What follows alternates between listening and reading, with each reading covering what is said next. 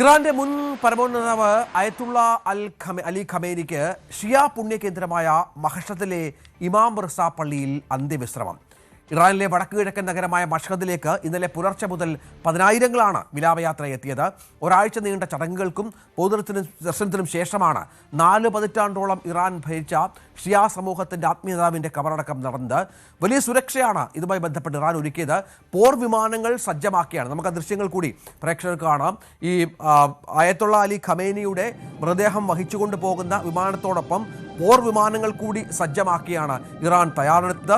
മൃതദേഹം വഹിച്ചുള്ള വിമാനത്തോടൊപ്പം പോർ വിമാനങ്ങൾ അകമ്പടി സേവിക്കുന്ന കാഴ്ച പ്രധാനമായിരുന്നു. ആ ദൃശ്യങ്ങൾ ഇറാൻ തന്നെ പുറത്തുവിടുന്ന സാഹചര്യവും അവരുടെ ആഗോള സുരക്ഷയുമായി ബന്ധപ്പെട്ട് ചില മുന്നറിയിപ്പുകൾ നൽകുന്നു എന്നുള്ളതാണ് ഏറ്റവും പ്രധാനപ്പെട്ട ഒന്ന്. ഫെബ്രുവരി 28-നാണ് US ഇസ്രായേൽ ആക്രമണങ്ങളിൽ കൊല്ലപ്പെട്ടത് ഖമനേയി. കൊല്ലപ്പെട്ട കുടുംബാംഗങ്ങളുടെ ശവപ്പെട്ടിയും ഖമനേയുടെ ശവപ്പെട്ടിയോടൊപ്പം ഉണ്ടായിരുന്നു എന്നുള്ളതാണ്. അജയ് സുധാ ബിജു, പ്രധാനപ്പെട്ട കാര്യം ഈ മൊജ്തബ ഖമനേയി എവിടെ എന്നുള്ളത് തന്നെയാണല്ലോ. മൊജ്തബ ഈ തൻ്റെ പിതാവിനെ അവസാനമായി കാണാനും എത്തിയില്ല. മൊജ്തബയെ സംബന്ധിച്ച് പരിക്കുകൾ പ്രശ്നമാണ്, സുഖപ്പെട്ടു വരുന്നുവെന്നാണ് പലപ്പോഴും ഇവരൊക്കെ പറയുന്നത്. എവിടെ പോയി മൊജ്തബ എന്ന ചോദ്യം പ്രധാനമാണല്ലോ. ആ അസാന്നിധ്യം വലിയ ദുരൂഹത സൃഷ്ടിക്കുന്നുണ്ടല്ലോ. തീർച്ചയായിട്ടും ചില മാധ്യമങ്ങൾ വഴി പുറത്തു വന്നിട്ടുള്ള മുജ്തബ ഖമനയുടെ ഔദ്യോഗിക പ്രസ്താവനകൾ മാത്രമാണ് നിലവിൽ അദ്ദേഹം ജീവനോടെയുണ്ട് എന്നത് വിശ്വസിക്കാനുള്ള ഏക തെളിവ്. അല്ലാതെ അദ്ദേഹം മാധ്യമങ്ങൾക്ക് മുന്നിൽ ഇതുവരെ പ്രത്യക്ഷപ്പെട്ട ഒരു പരാമർശവും നടത്തിയിട്ടില്ല.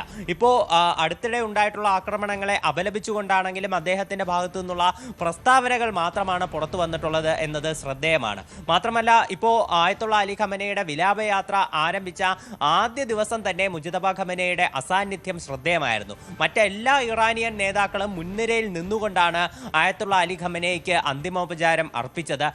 മറ്റ് രാജ്യങ്ങളിൽ നിന്നെല്ലാം പ്രതിനിധികൾ എത്തുമ്പോൾ ഇറാന്റെ പ്രസിഡന്റായിട്ടുള്ള മസൂദ് പെസഷ്കിയാൻ, അതുപോലെ തന്നെ അവരുടെ പാർലമെന്റ് സ്പീക്കർ MB ഖാലിബാഫ്, വിദേശകാര്യമന്ത്രി അബ്ബാസ് അരക്സി, ഇവരെല്ലാവരും ചേർന്നുകൊണ്ടാണ് വിദേശ രാജ്യത്തുള്ള നേതാക്കളെ വരെ സ്വീകരിച്ചത്. അപ്പോൾ രാജ്യത്തെ പരമോന്നത നേതാവ് ആ ഒരു അവസരത്തിലും കാണാനില്ലായിരുന്നു.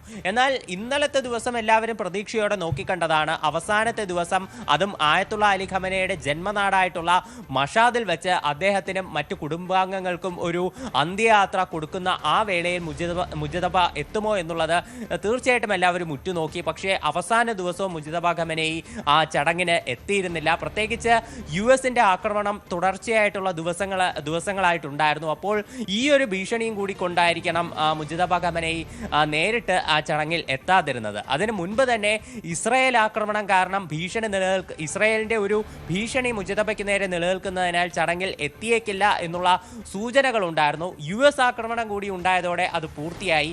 അങ്ങനെയാണ് മുജ്തബ ചടങ്ങുകളിൽ നിന്ന് പൂർണ്ണമായി വിട്ടുനിന്നത് എന്നാണ് സൂചനകൾ. തീർച്ചയായും ഇതിനിടയിൽ നമുക്ക് ചില ദൃശ്യങ്ങൾ കൂടി ലഭ്യമായത് ഇന്നലത്തെ വിലാപയാത്രക്കിടെ ട്രംപിന്റെ കോലം കത്തിച്ചു ജനം എന്നുള്ളതാണ്. ട്രംപിനെതിരെ ആദ്യം മുതൽ തന്നെ വലിയ പ്രതിഷേധം. നമുക്ക് ആ ദൃശ്യങ്ങൾ പൂർണ്ണമായിട്ടും പ്രേക്ഷകരെ ഒന്ന് കാണിക്കാം എന്ന് കരുതുന്നു. വലിയ പ്രതിഷേധം ട്രംപിനെതിരെ ഇറാനിലുടനീളം ഉണ്ടായിരുന്നു. ഇപ്പോൾ ട്രംപിന്റെ കോലം കത്തിച്ചുകൊണ്ടാണ് പ്രതിഷേധക്കാർ തങ്ങളുടെ രോഷം വ്യക്തമാക്കിയത്. ട്രംപിനെതിരെ വലിയ മുദ്രാവാക്യങ്ങൾ ഉയരുന്ന പശ്ചാത്തലമുണ്ടായി.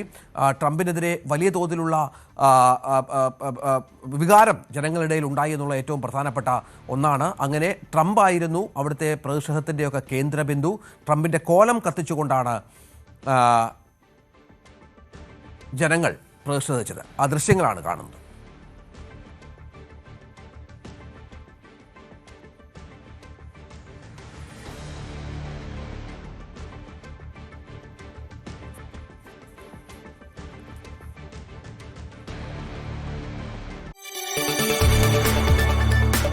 കൂടുതൽ വാർത്തകൾക്ക് News 18 Keralam YouTube channel subscribe ചെയ്യുക.